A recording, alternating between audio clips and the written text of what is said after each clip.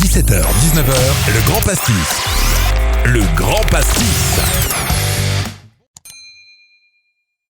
Mais avant ça, je crois que notre ami Ben a quelque chose à nous raconter, à nous dire aujourd'hui. J'aime quand il nous raconte des histoires, notre ami Ben. Tout à fait. Alors ce soir justement, avec l'interview donc de Natacha Curie, la gérante du sex shop Le Melrose, vous vous êtes peut-être dit, bon, le Ben il a déjà fait une chronique sur les sextoys il y a pas longtemps, cette fois il va peut-être pas oser refaire une chronique sur les sex shops. Bah si. Quand même, hein. Donc les sex shops, ça vient d'où? Oui, il y a chambre de sexe, voilà, c'est dit, seul ou à plusieurs d'ailleurs.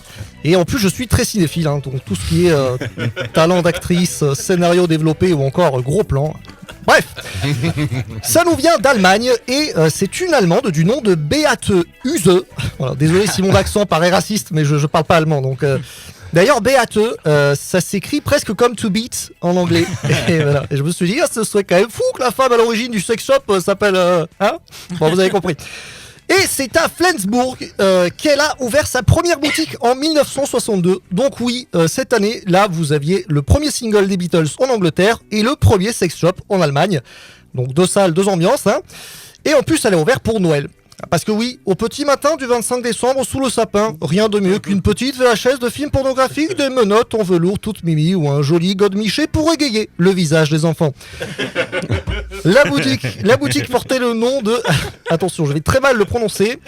Fachgesellschaft für Hygiene. Voilà.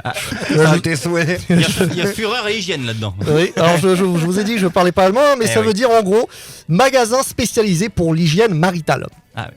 Et en ce qui concerne Beate, à la base, avant de se dire que ce serait une super idée d'ouvrir un magasin pour que les gens fassent l'amour avec un maximum de fun, elle était pilote d'avion dans l'armée allemande. Voilà, donc rien à voir avec le sexe ou les shops. Hein. Enfin, les shops aussi, mais pas les mêmes par rapport à l'alcoolisme, le cliché, tout ça. Qu'est-ce qu'on s'amuse. Bref.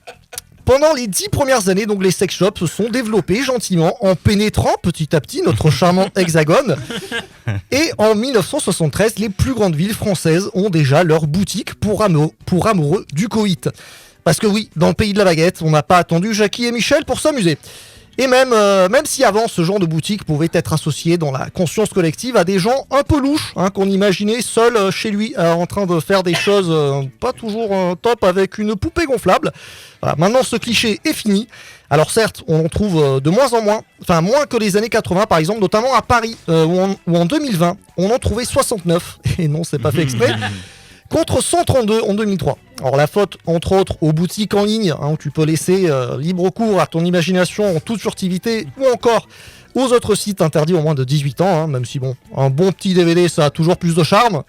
Mais nous, à Agen, on préfère la qualité à la quantité. Alors bravo Natacha pour ton Oscar du meilleur sex shop d'Europe. Et moi je vais vous laisser, hein, parce qu'il faut que j'aille nettoyer mon historique après toutes ces recherches un peu suspectes. Voilà, la bisette. Et merci Ben.